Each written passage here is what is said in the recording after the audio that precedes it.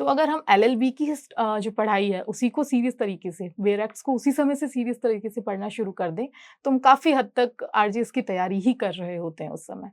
तो उस सब्जेक्ट को उन तीनों साल अगर हम अपनी डेडिकेशन के साथ करें, तो हम एग्ज़ाम के लिए फुली प्रिपेयर होना वहीं से शुरू कर देते हैं।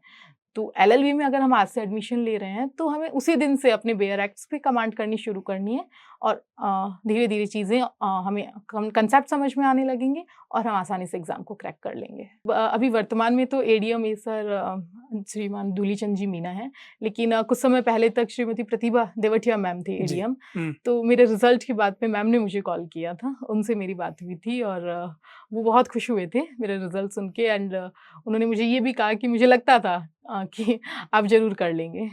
क्योंकि 10th में मैंने पढ़ाई की थी, उस समय मेरे को मेरिट में आना था, लेकिन मेरे मार्क्स इतने अच्छे नहीं आए थे। तो मैंने 2 साल फिर 12th में मेहनत की और मेरा क्योंकि मेरिटोरियस स्टूडेंट्स को देखती थी, तो मेरा भी ड्रीम था कि मैं भी मेरिट में अपना स्थान बनाऊँ। तो मैंने 12th में मेरिट लिया, तो उस दिन की जो खुशी थी, वो एक्सट्रीम थी। सर हम मिडिल क्लास फैमिली से बिलॉन्ग करते थे और साइंस की जो स्टडी होती है वो काफ़ी कॉस्टली रहा करती है, उसकी कोचिंग या हमें डॉक्टरी की पढ़ाई करनी होती है तो काफ़ी उसमें लगता है, पैसा भी लगता है, तो उतना नहीं कर पाते थे और तो फिर सिस्टर ने आर्ट्स की तरफ किया। फिर सिस्टर का जो था उसी पाथ पे मैंने चलना चाहा और फिर मैंने भी आर्ट्स में ही परस्यू किया आगे। पिताजी का सपना था कि वे न्यायिक अधिकारी बने, लेकिन पारिवारिक परेशानियों के चलते कानून की पढ़ाई पूरी नहीं कर पाए और कोर्ट में प्राइवेट टाइपिस्ट के रूप में अपना काम शुरू कर दिया। हालांकि उनके इस अधूरे ख्वाब को उनकी बेटी मोनिका राजपुरोहित ने अपने मेहनत और संघर्ष से साकार किया। मोनिका ने 12वीं कक्षा में राज्य मेरिट में स्थान प्राप्त किया और फिर दूसरे प्रयास में राजस्थान न्यायिक सेवा यानी आरजेएस की परीक्षा पास कर एक मिसाल पेश की। मोनिका ने न केवल अपने पिता का सपना पूरा किया, बल्कि ये भी साबित किया कि अगर इरादा मजबूत हो तो किसी भी मुश्किल को पार किया जा सकता है। ये कहानी एक बेटी की है जिसने अपने पिता के अधूरे ख्वाब को साकार कर अपनी मेहनत और समर्पण से सभी के लिए प्रेरणा का स्रोत बनकर दिखाया। आज हम मोनिका के न्यायाधीश बनने की जर्नी पर बात करेंगे, तो आप हमारे साथ बने रहिए। नमस्कार, मैं Brij Mohan Ramawat, talk with BMR में आपका स्वागत है।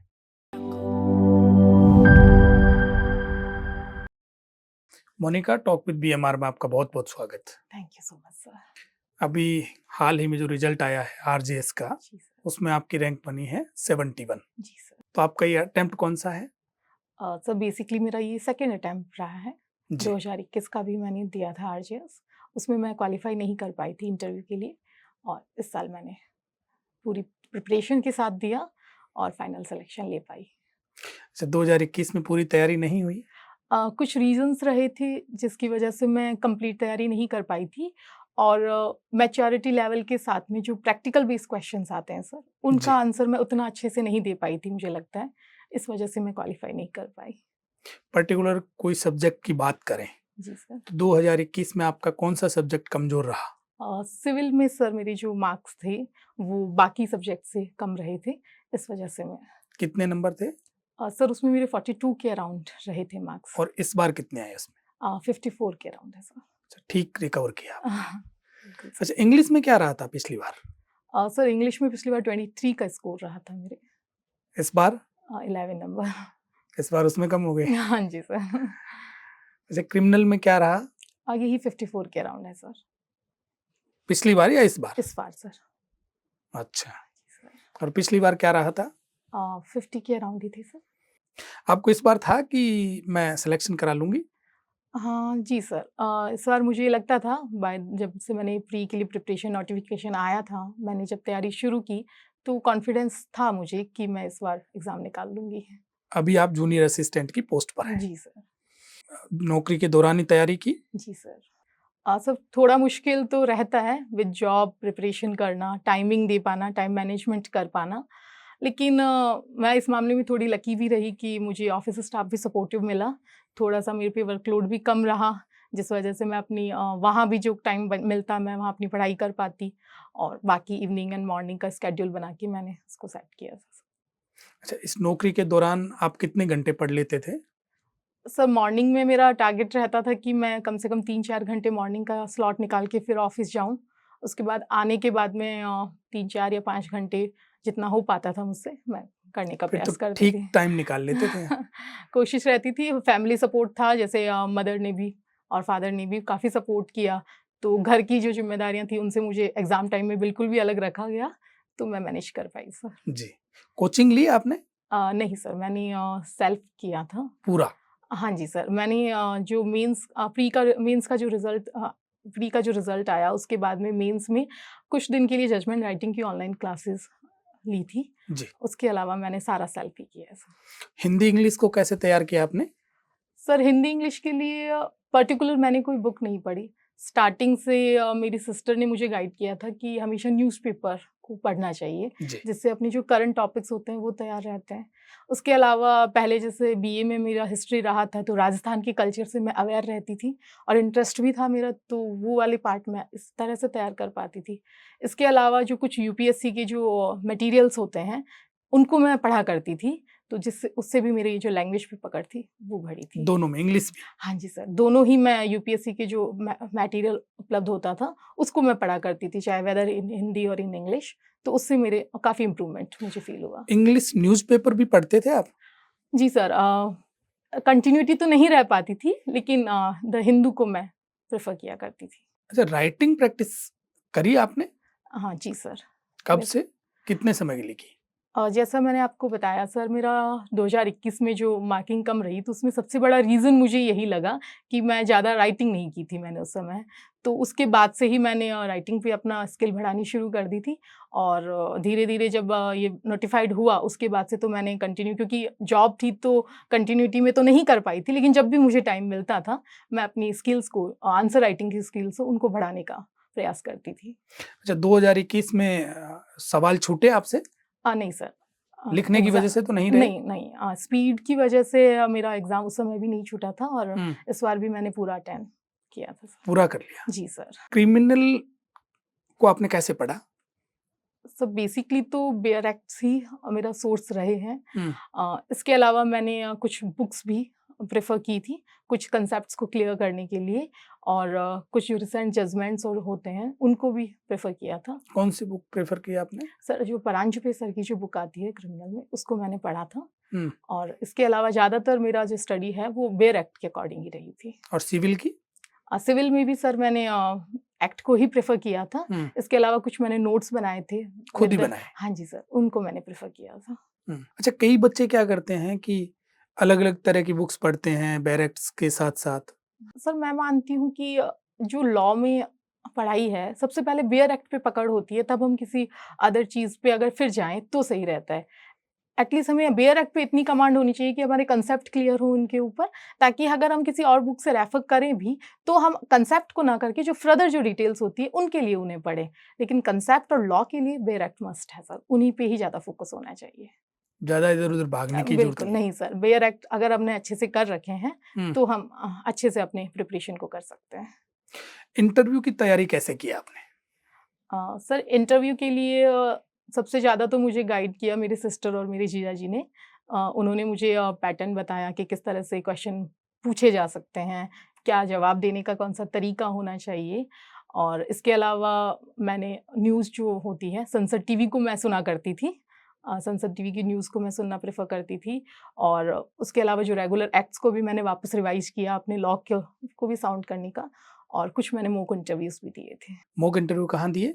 सर जयपुर मैंने जाके एक ऑनलाइन दिया था और कुछ 1-2 इंटरव्यू मैंने ऑफलाइन जाके जयपुर में भी दिए थे। केवल आपको एक पैटर्न देखना था। हाँ, मुझे अपना कॉन्फिडेंस एक्चुअली देखना था कि मैं किस स्टैंड कर रही हूँ, मैं हुँ, कितना कंफर्टेबल फ़ील कर पा रही हूँ, उस अकॉर्डिंगली मैं वहाँ गई थी। आपका बोर्ड किसका था? Sir honourable justice Pushpendra Singh Bhati sir का बोर्ड था। उनके साथ कौन थे? अ नाम तो मैं अभी रिकॉल नहीं कर पा रही। एक हुँ, ऑनरेबल जस्टिस थे और एक एकेडमिक। कितनी देर चला आपका इंटरव्यू? सर यही 20-25 मिनट के अराउंड। अच्छा, फिर तो ठीक चला? हाँ जी सर। कितने सवाल हो गए? करीब 25-30 सवाल हो गए? हाँ, 20-25 आराम से सर। सॉरी बोला आपने? जी सर, कुछ क्वेश्चंस में मैंने सॉरी भी बोला था। जो मेरे कुछ बीए लेवल के एग्ज़ाम जो लिटरेचर और से क्वेश्चन आए थे, जो ऑफ द रिकॉर्ड जिनको मैं रिकॉल नहीं कर पा रही थी, तो उनमें मैंने सॉरी भी बोला था। अच्छा, लॉ के अलावा उन्होंने पूछा आपसे? हाँ जी सर, क्या लॉ के पूछा? अलावा जो मेरे ग्रेजुएशन के सब्जेक्ट थे, हिस्ट्री हुँ। और इंग्लिश लिटरेचर, उस पे कुछ क्वेश्चन मुझसे पूछे गए थे। अच्छा, जनरल सवाल किए आपसे उन्होंने? जनरल सर हॉबी पे उन्होंने मुझसे बात की, लेकिन ज़्यादा डिटेल में नहीं पूछा गया था। हुँ। बाकी ज़्यादा मेरा इंटरव्यू प्रैक्टिकल बेस्ड क्वेश्चंस पे चला था और जॉब पे मेरा क्वेश्चन मुझसे पूछे गए थे। जो बोर्ड खुश था आपसे? हाँ सर, उनका जो बहुत ही कंफर्टेबल उन्होंने फ़ील करवाया और क्वेश्चन के उन आंसर देने के बाद में भी उन्होंने प्रॉपर रिस्पॉन्स किया और कंफर्टेबल पोजीशन में थे। नंबर कितने दिए आपको? सर 20 मार्क्स रहे थे मेरे इंटरव्यू अच्छा, में। 20 नंबर तो अच्छे हैं।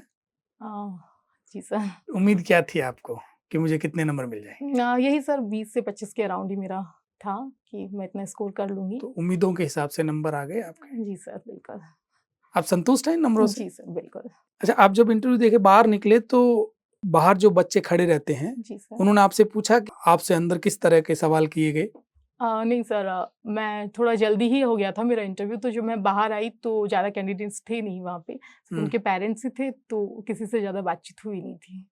उसके अलावा जो कॉन्टैक्ट में थे, उन्होंने क्वेश्चन पूछे तो मैंने उनको हुँ। बताया था। कोई आपको यदि डाउट है, तो डाउट्स क्लियर आप कैसे करते थे? क्योंकि आपने कोचिंग ली नहीं। जी सर। डाउट्स के लिए बेसिकली सर, क्योंकि एलएलबी में जो सब्जेक्ट रहे थे हमारे, जी। वो बेसिकली यही थे, जो क्रिमिनल का भी मेन मेजर पार्ट यही था, सिविल का भी यही पार्ट रहा था।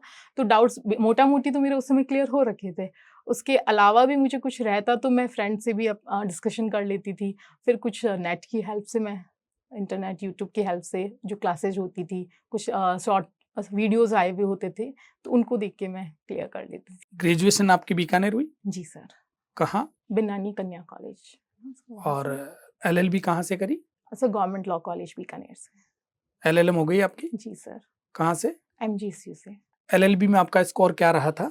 सर 67% रहे थे मेरे। और ग्रेजुएशन में? ग्रेजुएशन में भी मेरे अराउंड 68% थे। स्कूलिंग भी बीकानेर ही हुई आपकी? जी सर। अच्छा, आपने 2-3 बार जिया जी का और जीजी का नाम लिया, तो सिस्टर और जिया जी क्या करते हैं आपके? सर, जीजा जी मेरे आरएएस हैं, राजस्थान प्रशासनिक सेवा में हैं, जी। और सिस्टर राजस्थान अकाउंट सर्विसेज में हैं। अच्छा, जी सर। तो फिर आप इस लाइन में कैसे आए? सर मेरे फादर बीकानेर कोर्ट में प्राइवेट टाइपिस्ट थे। हाँ। तो और उन्होंने भी लॉ बैकग्राउंड चुन रखा था, लेकिन कुछ फैमिली रीज़न्स की वजह से वो अपनी लॉ कंप्लीट नहीं कर पाए थे। तो एक मेरा वो भी ड्रीम था, क्योंकि उनका भी मजिस्ट्रेट बनने का ड्रीम था, तो मैं उनके भी ड्रीम को पूरा करना चाहती थी। फिर जब छोटी थी तो उनके साथ कोर्ट भी जाती थी, तो वहाँ देखती थी, तो वहाँ से इंटरेस्ट डेवलप होने लगा। फिर पापा ने भी सपोर्ट किया और उन्होंने कहा इस फील्ड में आप अपना करियर बना सकते हो, तो मैंने ये फील्ड चुना सर।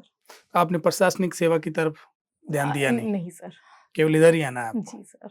और सिस्टर की इच्छा पहले से ही थी कि मैं प्रशासनिक सेवा में जाऊँ? हाँ, उनका सर 10th के बाद से जब से पूछा जाता था, तो उनका यही ड्रीम था कि मैं प्रशासनिक सेवा में ही जाऊँगी, तो उनका वही लक्ष्य था। आपने कहा पिताजी का सपना था, मुझे लगता है सबसे ज़्यादा खुश वही हुए होंगे। बिल्कुल सर। उस दिन तो रिज़ल्ट वाले दिन तो वो कुछ देर तक तो शायद उनके शब्द ही नहीं निकल पाए थे, वो कुछ बोल ही नहीं पाए थे, और उन्होंने जो सपना उन्होंने देखा था वो उनकी बेटी ने पूरा कर दिया, तो वो उसके लिए तो वो काफ़ी खुश हैं, और शब्दों में मैं बता भी नहीं सकती। अच्छा, जब आपने कहा कि जिस समय रिजल्ट आया तब मैं जा रही थी, ट्रेन में थी, जी सर। तो पिताजी साथ थे उस समय? नहीं सर, एक्चुअली सिस्टर, जैसे मैंने आपको बताया आरएससीएस है, तो वो वहाँ चित्तौड़गढ़ में राजसमंद पोस्टेड हैं, तो मम्मा-पापा भी उन्हीं के पास थे, तो मैं उन्हीं के पास, एक्चुअली दिवाली का टाइम भी था, तो फेस्टिव सीज़न था, तो मैं भी उनके पास ही जा रही थी वहाँ पे। तो मैं ट्रेन में जैसे ही बैठी तो मुझे पता चला मेरे रिज़ल्ट के बारे में। सबसे पहले फ़ोन आपने किसको किया? वैसे सर मुझे सबसे पहले फ़ोन जो धीरज जोशी जी सर हैं, उनका आया था। फिर उसके बाद में मैंने मुझे खुद को कन्फर्मेशन नहीं लगा, तो मैंने पीडीएफ को चेक किया, हुँ। और उसके बाद में मैंने सबसे पहले अपने माताजी पिताजी को फ़ोन लगाया। फिर वो रास्ता आपका निकल गया आराम से? उस दिन तो एक्चुअली इतने कॉल आए कि मुझे पता ही नहीं चला, और लेकिन हाँ, जल्दी से वो मम्मी-पापा के पास पहुँचने का जो मन था, उस वज़ह से रास्ता लंबा ज़रूर लग रहा था मुझे। तो आपके भाई हैं? नहीं सर, हम 2 बहनें हैं। अच्छा, आप 2 बहनें ही हैं। जी सर। तो पिताजी को पूरी उम्मीदें थी आपसे, उस उम्मीदों पर आप खरे उतरे। हाँ, बिल्कुल सर, बड़ों का आशीर्वाद और ईश्वर की कृपा रही कि मैं कर पाई। बचपन कैसा था आपका? सर मैं मिडिल क्लास फैमिली से बिलॉन्ग करती थी, तो ठीक है, हमेशा से कुछ प्रॉब्लम्स भी देखी है मैंने फैमिली में, हुँ। लेकिन मदर फादर का जो सपोर्ट रहा है परिवार में, उसकी वजह से आज हम पढ़ पाए और अपनी मंजिल को पा पाए हैं सर। बचपन में आप कोर्ट जाते थे जी सर। पिताजी के साथ। जी सर। एलएलबी करने के बाद आप कभी प्रैक्टिस करने गए हैं? हाँ जी सर। जब एलएलबी कंप्लीट हुई थी, हुँ, उसके 3-4 महीने तक मैंने कोर्ट में प्रैक्टिस भी की थी। बीकानेरी? हाँ जी सर, हुँ, मैं कोर्ट जाया करती थी। तो फिर आपने वहाँ से ड्रॉप कैसे किया? सर फिर नोटिफ़िकेशन आ गया था 2021 की आरजीएस वैकेंसी का, हुँ, तो फिर मैं तैयारी में लग गई थी और उसके बाद उसका जो मेंस हुआ, उसके रिज़ल्ट के बाद में मेरी जो वर्तमान जॉब है वो आ गई थी, तो फिर मैंने क्विट कर दिया था। तो उसी समय जब से नोटिफ़िकेशन हुआ था, जब 2021 की वैकेंसी का, तब से क्विट कर रखा था मैंने, 3-4 महीने ही जाना हुआ था। आपने इसके अलावा और कौन-कौन से कॉम्पिटिशन दिए हैं? सर अभी जो पीछे आरपीएससी ने जो जूनियर लीगल ऑफिसर का जो जेएलओ। करवाया था, जेएलओ का, वो हुँ, मैंने दिया था। उसका रिज़ल्ट क्या रहा था? सर उसमें मैं क्लियर नहीं कर पाई थी उस एग्ज़ाम को, कुछ पॉइंट्स में मार्क्स से रह गई तो ये थी। चौथा एग्ज़ाम था। जी सर।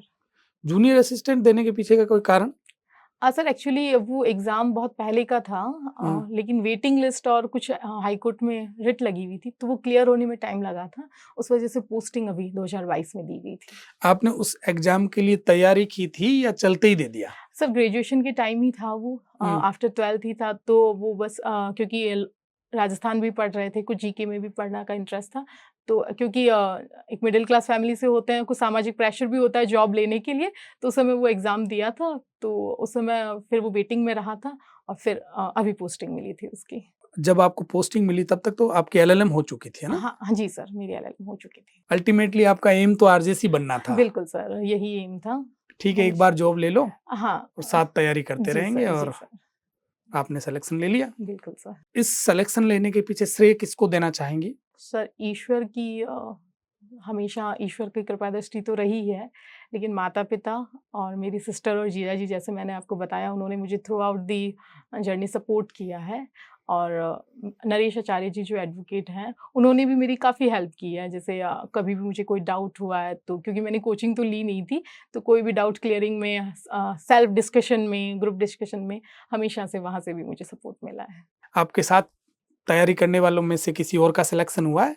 जी सर, बीकानेर से ही हैं ऋचा जाटव, तो वो भी मेरे साथ एलएलबी ही कर रही थी, लेकिन हम इतना टच में नहीं थे, लेकिन हमने एलएलबी साथ में की थी, तो उनका भी सिलेक्शन हुआ है। अच्छा, आरजेएस की तैयारी करने वाले थे कोई और साथ में आपके? नहीं सर, ज़्यादा तो मेरी किसी से बात होती नहीं थी, हुँ। तो कुछ 1-2 ही थे, उनमें मेरा ही हो। बात नहीं होने का कारण एक ये भी था कि आपने कंप्लीट तैयारी है वो सेल्फ स्टडी की है।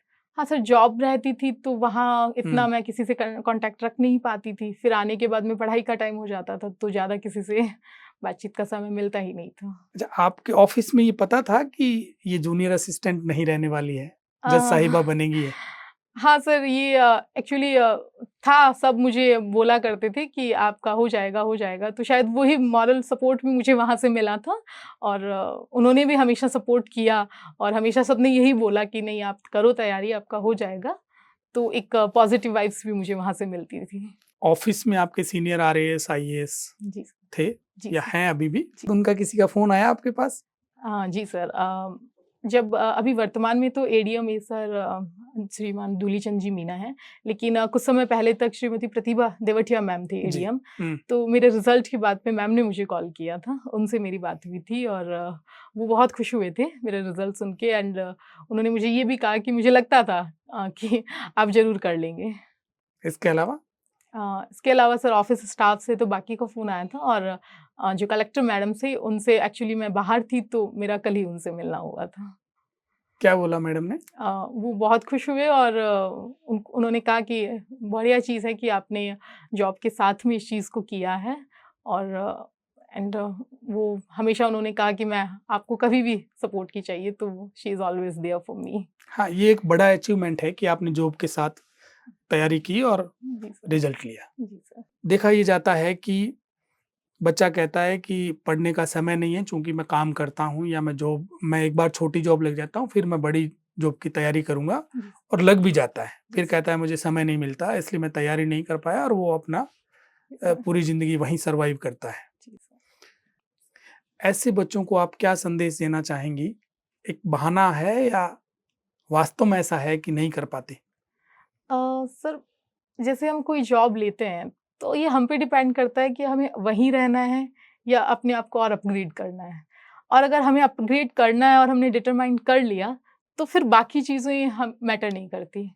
तो फिर वही एक ही लाइन में बोलूँगी कि जैसे मैंने भी अपने स्टडी टेबल पे लगा रखा था, रुक जाना नहीं। तो हमें अगर वो चीज़ माइंड में रहती है कि हमें खुद को अपग्रेड करना है, हमें रुकना नहीं है, तो हम श्योरली सक्सेस पा लेते हैं। एक नया बच्चा है जी, जिसको आरजेएस की तैयारी करनी है जी, और वो इसी साल एलएलबी में एडमिशन ले रहा है। जी। तो वो कैसे स्ट्रेटेजी बनाएँ अपनी? जैसे कि सर जो हमारे सब्जेक्ट्स हैं आरजीएस में जो आते हैं और जो एलएलबी के सब्जेक्ट्स हैं, वो मोटा-मोटी कॉमन ही रहते हैं। उनमें कुछ क्योंकि सिविल और जो क्रिमिनल है वो सेम रहता है।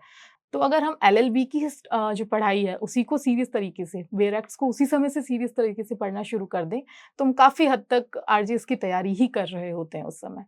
तो उस सब्जेक्ट को उन तीनों साल अगर हम अपनी डेडिकेशन के साथ करें, तो हम एग्ज़ाम के लिए फुली प्रिपेयर होना वहीं से शुरू कर देते हैं। तो एलएलबी में अगर हम आज से एडमिशन ले रहे हैं, तो हमें उसी दिन से अपने बेयर एक्ट्स पे कमांड करनी शुरू करनी है और धीरे-धीरे चीज़ें हमें कंसेप्ट समझ में आने लगेंगे और हम आसानी से एग्ज़ाम को क्रैक कर लेंगे। और writing practice very first day से शुरू करें वो? हाँ, अगर सर पहले तो कंसेप्ट क्लियर हो जाए बेयर एक्ट के और उसके बाद में अगर राइटिंग प्रैक्टिस करें, तो वो बहुत बेनिफिशियल रहेगा सबके लिए। तो क्या ऐसा बच्चा जो पहले साल से ही कंसेप्ट क्लियर करे और उसके साथ-साथ राइटिंग प्रैक्टिस करे, जी तो सर। पहले अटेम्प्ट में क्लियर कर सकता है ये एग्ज़ाम? बिल्कुल सर, बिल्कुल कर सकते हैं। आप सोशल मीडिया पर एक्टिव हैं अभी? सो व्हाट्सएप अ, पे हूँ सिर्फ, बाकी कोई social media account Facebook, Insta, Twitter? नहीं, इंस्टाग्राम आईडी नहीं है मेरी, ट्विटर भी नहीं है और फेसबुक भी मैं कभी ऑपरेट नहीं करती। आईडी बनी हुई है। हाँ, कुछ पहले से बनी हुई है लेकिन अच्छा, इंस्टा की आईडी आपने बनाई नहीं? जी सर, नहीं बनाई। फेसबुक आपने ऑपरेट करना कब बंद किया? सर बेसिकली जो 7-8 साल पहले से बनी हुई थी तब से वो ठीक है, उस समय कभी कुछ चलाने का वो होता था, लेकिन कुछ अपलोड करना या कुछ उस पे टाइम देना वैसा कभी रहा ही नहीं। कॉलेज लाइफ आपकी कैसी रही है? कॉलेज लाइफ में पहले मैंने बीए किया था बिनानी कॉलेज से, तो वहाँ से मैं जो सब्जेक्ट्स रहे थे और वहाँ के जो टीचर्स थे वहाँ उनका भी सपोर्ट काफ़ी रहा था पढ़ाई में। उसके बाद में मैंने जो एलएलबी किया, तो वहाँ के जो हमारे प्रिंसिपल सर थे भगवाना राम जी विष्णुवी सर, वो डे फर्स्ट से ही मोटिवेट करते थे कि नहीं, आपको इस फील्ड में आप जा सकते हैं, आप में कैलिबर है, आप कर सकते हैं। और भी जो लेक्चरर थे, जो स्टाफ थे, हमेशा से सपोर्टिव रहे हैं। जैसे मैंने आपको बताया कि डाउट्स मेरे उसी समय से क्लियर हो गए थे। तो वो डाउट क्लियरिंग का जो काम था या जो वो नींव लॉ की मेरी बनाई गई, तो वो वहीं से बनाई गई थी। आप एक्स्ट्रा करिकुलम में भाग लेते थे? नहीं सर, ज़्यादा इस एक्टिविटीज़ में मैं इन्वॉल्व नहीं होती थी। स्कूल में भी नहीं हुए कभी? कुछ स्पीच कॉम्पिटिशन या एंकरिंग, उन पार्ट में मैं जाया करती थी, लेकिन अदर जो एक्टिविटीज़ होती है, उनमें पार्टिसिपेट नहीं किया। हॉबी क्या है आपकी? बेसिकली सर नॉवेल्स रीड करना, वही टाइम के अकॉर्डिंग। आपका फेवरेट नॉवेल कौन-सा है? सो द अल्केमिस्ट, कितनी बार पढ़ा आपने? सो 2 दफ़ा मैंने उसको पढ़ा है। लिखने का शौक है आपको? कुछ बेसिक ज़्यादा तो नहीं, लेकिन कभी बैठे-बैठे कुछ थॉट्स लिख लिया करती हूँ, लेकिन ज़्यादा नहीं हो पाता। कभी पुस्तक लिखने का मन हुआ आपका? साहित्य लिखने का, नॉवेल लिखने का? हाँ, मन तो हुआ है, लेकिन अभी उस पे मैं क्योंकि जॉब, पढ़ाई की वज़ह से कभी कुछ काम कर नहीं पाई उस पे सर। करोगे? हाँ, सोच रखा है सर, बिल्कुल। और क्या-क्या करना है आपको लाइफ में? सर सबसे पहले तो जैसे ये पोस्ट मैंने ली है, तो मैं ऐसा मानती हूँ कि मैं इस जॉब जो पोस्ट है उसके साथ न्याय कर पाऊँ, कि जिस लिए मैंने इस पोस्ट को लिया है, मैं अपनी ड्यूटीज़ को फुलफ़िल कर पाऊँ, मैं ईमानदारी के साथ अपना काम कर पाऊँ। इसके अलावा सर मेरा हमेशा से एक रहा है कि मैं वुमेन एजुकेशन और जो चाइल्ड एजुकेशन है, उनके लिए कुछ कर पाऊँ, तो वो मेरा हमेशा से टारगेट रहा है और कुछ करने का मैं प्रयास भी करूँगी। इससे पहले किया है कभी? सर जैसे कोई वृहत लेवल पे तो नहीं कर पाते, लेकिन आस-पास अगर कोई लड़कियाँ ऐसी हो जिनको उनके पेरेंट्स नहीं पढ़ा पाते, तो मैं उनसे बात करती हूँ और उनको समझाने की मैं कोशिश तो हमेशा से करती आई हूँ। अच्छा, आपका सिलेक्शन होने के बाद आपके पास खूब सारे फ़ोन आए होंगे, जी सर। जिसमें आरजेएस एस्पिरेंट्स के भी फ़ोन आए होंगे। जी सर। आपसे मिलने आए वो लोग? मैं सर क्योंकि रिजल्ट के डे से ही मैं बाहर चली गई थी, वो सब मिलना तो चाह रहे थे लेकिन मैं बीकानेर में नहीं थी, तो ज़्यादा भी किसी से मिलना नहीं हुआ। फ़ोन पे बात ज़रूर हो पाई थी मेरी। उन्होंने नोट्स माँगे होंगे आपसे? हाँ, नोट्स एक्चुअली जो मेरे जूनियर्स रहे थे कॉलेज टाइम में भी, हुँ। उनसे काफ़ी बात हुई थी। उन्होंने फ़ोन पे की स्ट्रैटेजी पूछी थी और वो पहले भी पूछा करते थे, हमेशा से वो टच में रहते थे, तो उनको मैंने तरीका बताया था और यही बात हुई थी। ये कॉलेज टाइम में भी पूछते थे वो स्ट्रैटेजी आपसे? हाँ जी, बिल्कुल सर, मेरे जो जूनियर्स थे वो काफ़ी टच में रहा करते थे मेरे, तो तो कॉलेज में आपकी रैंक लगी है? हाँ सर, मैं टॉपर लिस्ट में ही रहा करती थी अच्छा, कॉलेज में। कॉलेज में आप टॉपर रही हैं, हाँ जी सर। एलएलएम में भी? जी सर, मतलब टॉप फर्स्ट में नहीं लेकिन टॉप 5 कैंडिडेट। 10 में भी यदि कोई आ गया तो वो भी टॉपर ही है। जी सर। अच्छा मोनिका, कोई मेमोरेबल डे? जी सर, 12th में जो मेरी स्टेट मेरिट आई थी, अच्छा। वो दिन मेरे लिए काफ़ी ख़ास दिन रहा था, क्योंकि 10th में मैंने पढ़ाई की थी, उस समय मेरे को मेरिट में आना था, लेकिन मेरे मार्क्स इतने अच्छे नहीं आए थे, तो मैंने 2 साल फिर 12th में मेहनत की और मेरा क्योंकि मेरिटेड स्टूडेंट्स को देखती थी, तो मेरा भी ड्रीम था कि मैं भी मेरिट में अपना स्थान बनाऊँ। तो मैंने 12th में मेरिट लिया, तो उस दिन की जो खुशी थी, वो एक्सट्रीम थी।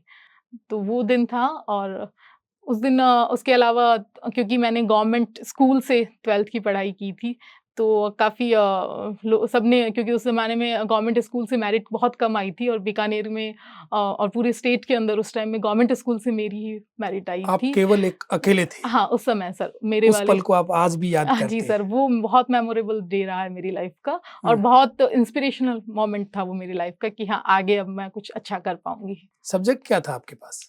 सर 12th में मेरे पास आर्ट्स थी। 10वीं में आपने सोचा कि मैं मेरिट में आऊँगी? हाँ सर, मैंने तैयारी उस अकॉर्डिंग ही की थी और था भी मुझे, लेकिन रिज़ल्ट में मेरे 85% ही रहे थे, तो मैं मेरिट में स्थान नहीं बना पाई अच्छा, थी। बोर्ड कौन-सा था? सीबीएसई, नहीं आरबीएसई? सर, आरबीएसई बोर्ड ही था। अच्छा, गवर्नमेंट में तो वैसे ही आरबीएसई होता ना? हाँ, 10th तो सर मैंने विवेक बाल निकेतन स्कूल है, हाँ। वहाँ से की थी। 11th में मैंने गवर्नमेंट स्कूल में एडमिशन लिया था, जो बारकगढ़ स्कूल है सिटी में, वहाँ पे।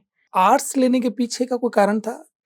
10वीं में जब 85% है तो जनरली आस-पास के लोग कहते हैं कि साइंस दिला दो, बायोलॉजी दिला दो, डॉक्टर बन जाएगी। जी सर। सर मेरी सिस्टर भी एक्चुअली उनके भी 10th में 90% रहे थे, तो अच्छा। और उनको प्रशासनिक सेवा में जाना था, तो उन्होंने आर्ट्स की तरफ ही अपना रुख किया था और कुछ सर हम मिडिल क्लास फैमिली से बिलॉन्ग करते थे और साइंस की जो स्टडी होती है वो काफ़ी कॉस्टली रहा करती है, उसकी कोचिंग या हमें डॉक्टरी की पढ़ाई करनी होती है, तो काफ़ी उसमें लगता है, पैसा भी लगता है, तो उतना नहीं कर पाते थे और तो फिर सिस्टर ने आर्ट्स की तरफ किया। फिर सिस्टर का जो था उसी पाथ पे मैंने चलना चाहा और फिर मैंने भी आर्ट्स में ही परस्यू किया आगे। आपने कहा पिताजी मेरे टाइपिस्ट थे। जी सर, प्राइवेट टाइपिस्ट थी कोर्ट में। अभी जॉब करते हैं कि नहीं करते हो? सर अब उनका कम जाना होता है क्योंकि वो थोड़ी उनका स्वास्थ्य सही नहीं रहता, तो फिर अब जैसे हम दोनों बहनें लग गई थी, तो हमने उन्हें कहा कि आप अब रेस्ट करें और आपने अपने खूब जो कर लिया। आपके जो धार्मिक कार्य हैं, आप उन्हें अच्छे से करें। आपको अब जाने की ज़रूरत नहीं है। शौक रूपी वो जाया करते हैं, लेकिन एज़ अ प्रोफ़ेशन अब वो जाना नहीं। माताजी हाउसवाइफ हैं, जी सर। पढ़ी लिखी हो? नहीं 10th तक उन्होंने कर रखा है एंड एक्चुअली मैं कहूँगी हाउस मेकर है वो। बिल्कुल सर। हाँ, बिल्कुल हाउस मेकर है। जी। उन्होंने ही आपको बना दिया वैसे? जी सर, पूरा सपोर्ट रहा मम्मी का हमेशा से। जैसे बाकी घरों में जैसे हुआ करता है कि बच्चियों को स्टार्टिंग से ही रसोई के काम सिखाना शुरू करते हैं या घरेलू कार्यों में लगाना ज़्यादा होता है। तो मम्मी ने हमेशा से ये कहा कि तुम दोनों को हमेशा सिर्फ़ पढ़ना ही है। तो हमें पढ़ाई के अलावा और किसी भी घरेलू कार्य के अंदर उन्होंने इन्वॉल्व नहीं किया। तो मदर का सपोर्ट है वो एक्सट्रीम रहा था सर। तो मोनिका, आपको ढेर सारी बधाई, शुभकामनाएँ। थैंक यू आप सर। हमारे यहाँ पधारे, आपका बहुत-बहुत आभार। Thank you so much sir.